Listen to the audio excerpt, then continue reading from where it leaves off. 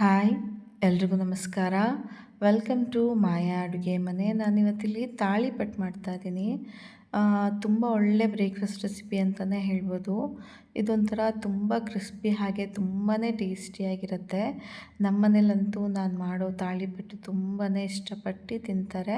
ಹಾಗಾಗಿ ನಿಮಗೂ ಒಂದ್ಸಲ ತೋರಿಸ್ಕೊಡೋಣ ಅಂತ ನಾನು ಮಾಡಿ ತೋರಿಸ್ತಾ ಇದ್ದೀನಿ. ಬನ್ನಿ ಹೇಗೆ ಮಾಡೋದು ನೋಡೋಣ. ಇಲ್ಲಿ ಮೊದಲಿಗೆ ಸ್ಟವ್ ಮೇಲೆ ಒಂದು ಅಗಲವಾದ ಪಾತ್ರೆ ಇಟ್ಕೊಬೇಕು. ಪಾತ್ರೆ ಇಟ್ಟು ಅದಕ್ಕೆ 1.5 ಗ್ಲಾಸಷ್ಟು ನೀರು ಹಾಕಿ, ರುಚಿಗೆ ತಕ್ಕಷ್ಟು ಉಪ್ಪು, ಹಾಗೆ ನೀರು ಕುದ್ದಾದ್ಮೇಲೆ ಸ್ಟವ್ ಆಫ್ ಮಾಡಿ ಅದಕ್ಕೆ ತಕ್ಷಣ 3 ಬಟ್ಲಷ್ಟು ಅಕ್ಕಿ ಹಿಟ್ಟು ಹಾಕಿ ಗಂಟಿಲ್ಲದೆ ಮಿಕ್ಸ್ ಮಾಡ್ಕೊಬೇಕು. ಇಲ್ಲಿ ನೀರು ನಾನು 250 ml ಅಷ್ಟು ನೀರದು, ಆ ಥರ 1.5 ಗ್ಲಾಸಷ್ಟು ನೀರು ಹಾಕ್ಕೊಂಡಿದ್ದೀನಿ. ಹಾಕ್ಕೊಂಡು ಇಲ್ಲಿ ನನ್ನದೊಂದು ಸಣ್ಣ ಟಿಪ್ಸ್ ಏನಂದರೆ, ಹಿಟ್ಟು ಜಾಸ್ತಿಯಾಗಿ ನೀರು ಕಮ್ಮಿ ಆಗಬಾರ್ದು, ಹಾಗೆ ನೀರು ಜಾಸ್ತಿಯಾಗಿ ಹಿಟ್ಟು ಕೂಡ ಕಮ್ಮಿ ಆಗಬಾರ್ದು. ಈಕ್ವಲ್ ರೇಷಿಯೋನಲ್ಲಿ ನೀವು ಇದನ್ನು ಮಿಕ್ಸ್ ಮಾಡ್ಕೊಬೇಕಾಗತ್ತೆ. ಯಾಕೆ ಅಂದರೆ ಅದೊಂಥರ ರಫ್ ಆಗಿಬಿಡತ್ತೆ.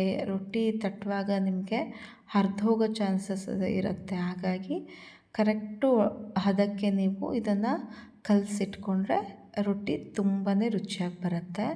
ಈ ಥರ ಕಲಸಿ ನೀವು ಸ್ವಲ್ಪ ತಣ್ಣಗಾಗೋದಕ್ಕೆ ಬಿಟ್ಬಿಡಬೇಕು. ತಣ್ಣಗಾದ ನಂತರ ನಾನಿಲ್ಲಿ ಸಣ್ಣಗೆ ಹೆಚ್ಕೊಂಡಿರೋ ಈರುಳ್ಳಿ, ಹಸಿಮೆಣಸಿನ್ಕಾಯಿ, ಕೊತ್ತಂಬರಿ, ತೆಂಗಿನಕಾಯಿ ತುರಿ ಇಷ್ಟು ಹಾಕಿ ಇದನ್ನು ರೊಟ್ಟಿ ಹಿಟ್ಟಿನ ಹದಕ್ಕೆ ಕಲಿಸ್ಕೊಬೇಕು.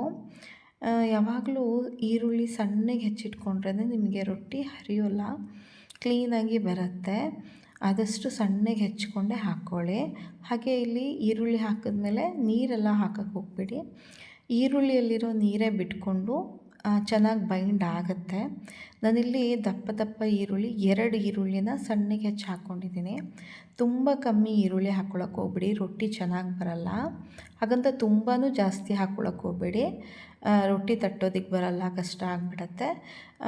ಇಷ್ಟು ಹಿಟ್ಟಿಗೆ 2 ದಪ್ಪ ಈರುಳ್ಳಿ ಸಣ್ಣಗೆ ಹೆಚ್ಚಿ ಹಾಕ್ಕೊಂಡಿದ್ದೀನಿ. ಈ ಥರ ರೊಟ್ಟಿ ಹಿಟ್ಟಿನ ಹದಕ್ಕೆ ಕಲಸಿ ಉಂಡೆ ಮಾಡಿ ಇಟ್ಕೊಬೇಕು.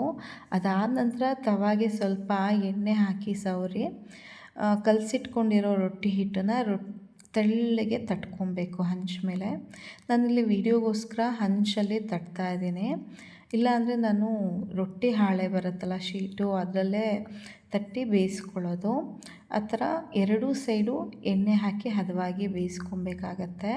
ತುಂಬಾ ಹೈ ಫ್ಲೇಮಲ್ಲೂ ಬೇಯಿಸ್ಕೊಬಾರ್ದು ರೊಟ್ಟಿನ, ಹಾಗೆ ಮೀಡಿಯಮ್ ಫ್ಲೇಮಲ್ಲೂ ಸಣ್ಣದರಲ್ಲಿ ಸಿಮ್ಮಲ್ಲಿ ಬೇಯಿಸ್ಕೊಬಾರ್ದು. ಮೀಡಿಯಮ್ ಫ್ಲೇಮ್ನಲ್ಲೇ ರೊಟ್ಟಿ ಬೇಯಿಸ್ಕೊಂಡ್ರೆ ನಿಮಗೆ ಕರೆಕ್ಟ್ ಹದದಲ್ಲಿ ರೊಟ್ಟಿ ಬೆಂದ್ಕೊಳ್ಳುತ್ತೆ. ನಿಮಗೆ ನೋಡ್ತಾ ಇರ್ಬೋದು ಎಷ್ಟು ಚೆನ್ನಾಗಾಗಿದೆ ಅಲ್ಲ, ತುಂಬಾ ಕ್ರಿಸ್ಪಿಯಾಗಿತ್ತು ರೊಟ್ಟಿ. ನಾನಿಲ್ಲಿ ಕಾಯಿ ಚಟ್ನಿ ತುಪ್ಪದ ಜೊತೆ ತಿಂದೆ. ನೀವು ಮನೇಲಿ ಇದನ್ನು ಟ್ರೈ ಮಾಡಿ, ಹೇಗಿದೆ ಅಂತ ಕಮೆಂಟ್ಸ್ ಮಾಡಿ. ಹಾಗೆ ನನ್ನ ಚಾನಲ್ನ ಲೈಕ್ ಮಾಡಿ, ಶೇರ್ ಮಾಡಿ, ಸಬ್ಸ್ಕ್ರೈಬ್ ಮಾಡಿ. Thank you so much.